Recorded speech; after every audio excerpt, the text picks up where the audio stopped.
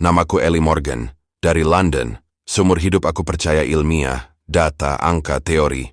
Tak pernah sekalipun aku percaya bahwa sebuah negara bisa mengubah jiwa seseorang. Namun semua keyakinan itu mulai retak pada musim gugur tahun itu, ketika aku menerima tawaran penelitian. Menganalisis perkembangan Indonesia, negara yang katanya penuh keajaiban, negara yang dunia kagumi, tetapi sering disalahpahami. Aku datang ke Indonesia bukan sebagai turis, bukan juga sebagai petualang. Aku datang untuk mencari jawaban. Saat pesawat menembus awan di atas Jakarta, aku melihat ke bawah.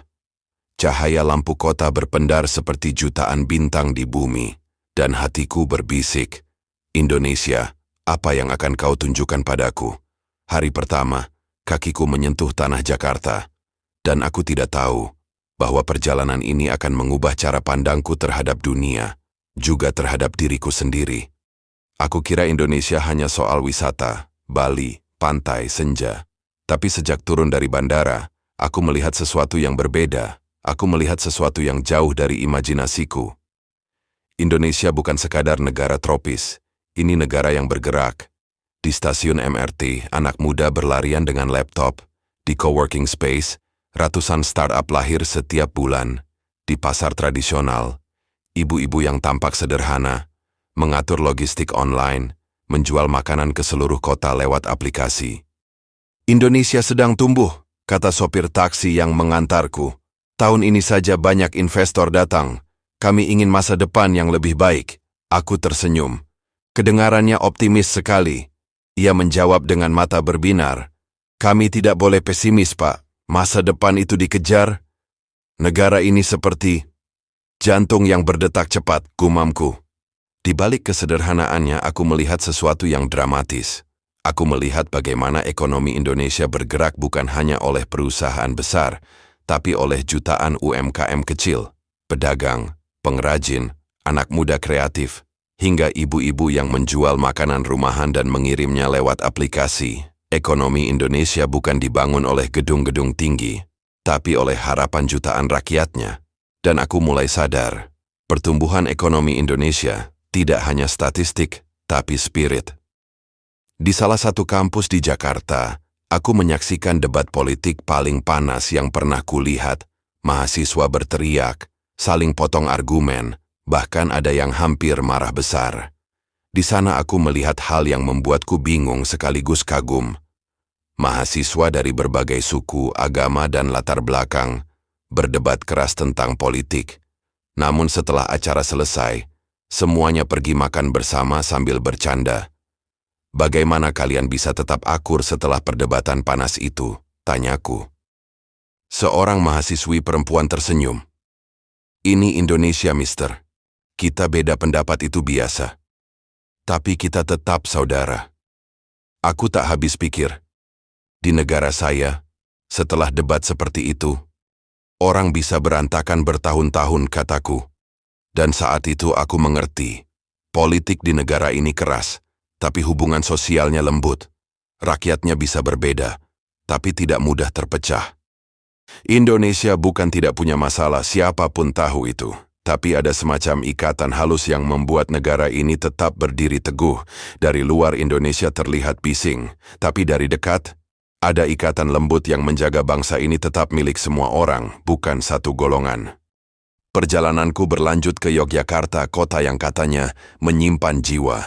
Di sana, aku melihat tarian tradisional yang lambat dan penuh makna, tetapi budaya terbesar bukan panggung, melainkan rumah. Aku menghadiri acara keluarga teman baruku. Dimas, ia mengajakku makan bersama keluarganya. Rumahnya sederhana tetapi hangat.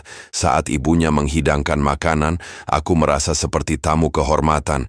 Ibunya berkata, "Kalau kamu makan di sini, kamu keluarga." Kata itu menusuk ke dalam hatiku.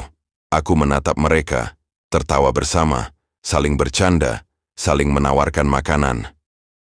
"Kamu jauh-jauh datang dari Inggris, kamu bagian dari keluarga kami sekarang," katanya sambil tersenyum.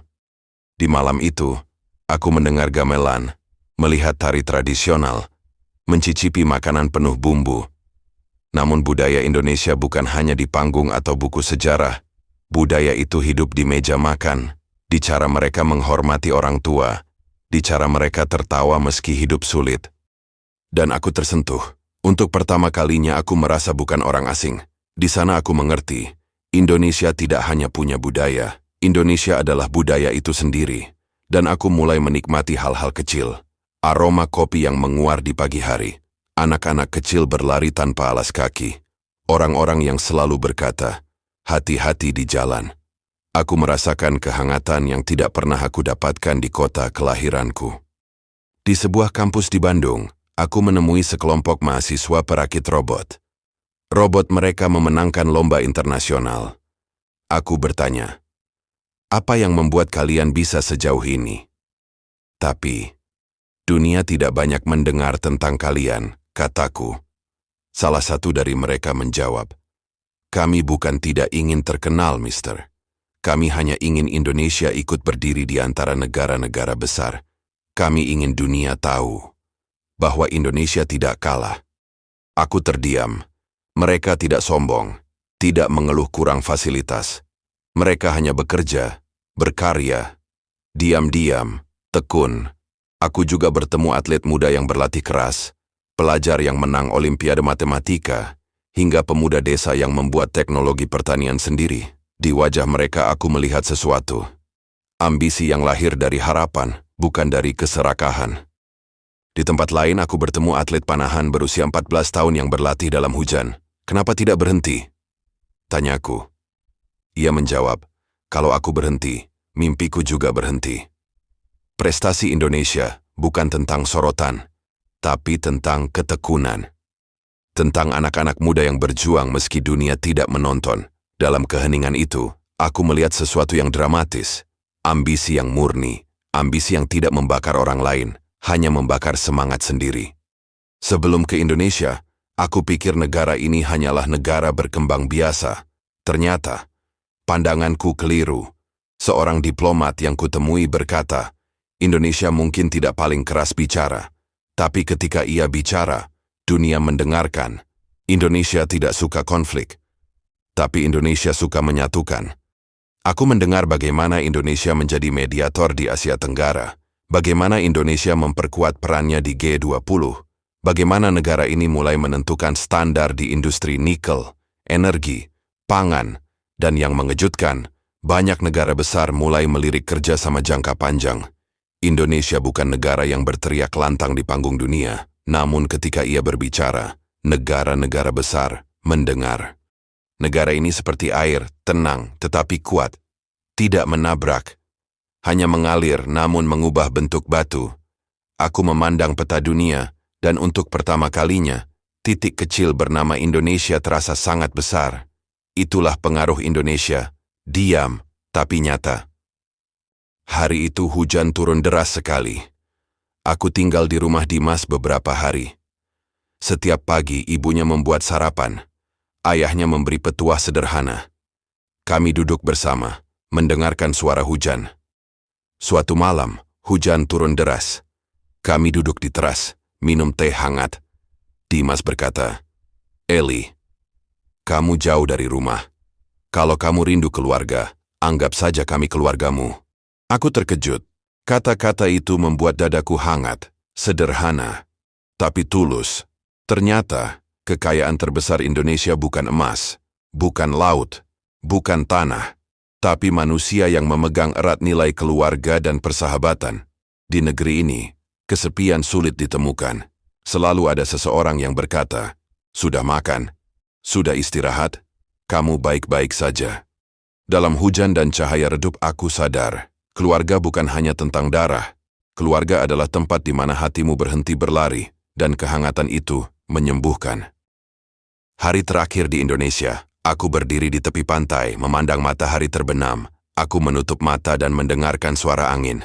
Perlahan, semua kenangan muncul. Suara tawa keluarga Dimas, senyum sopir ojek, debat politik yang penuh kehangatan, robot karya pemuda, doa ibu-ibu di rumah makan kecil, tangan-tangan yang tak lelah bekerja.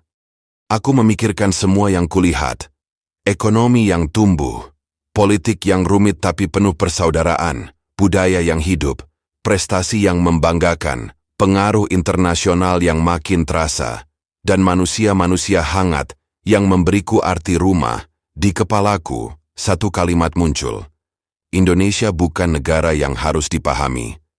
Indonesia adalah negara yang harus dirasakan. Perasaan bahwa dunia masih punya tempat di mana harapan tumbuh di tengah kesederhanaan. Tempat di mana orang-orang bekerja bukan untuk mengalahkan, tapi untuk bertahan dan memberi. Tempat di mana perbedaan tidak menjadi tembok, tapi jembatan. Aku menulis di jurnal perjalananku. Aku datang untuk meneliti Indonesia. Tapi justru, Indonesia yang mengajarkanku tentang hidup. Aku datang mencari data. Tapi aku menemukan keluarga, persahabatan, perjuangan, dan harapan. Dan kini aku tahu, Indonesia adalah rumah yang tidak pernah menutup pintunya. Angin laut menyentuh wajahku, seakan berkata, "Jangan lupa kami." Aku tersenyum. "Tidak akan," bisikku. Lalu aku melangkah pergi, dengan hati yang lebih hangat daripada saat aku datang. Dan begitulah, perjalananku berakhir, tapi kekagumanku pada Indonesia akan selalu hidup.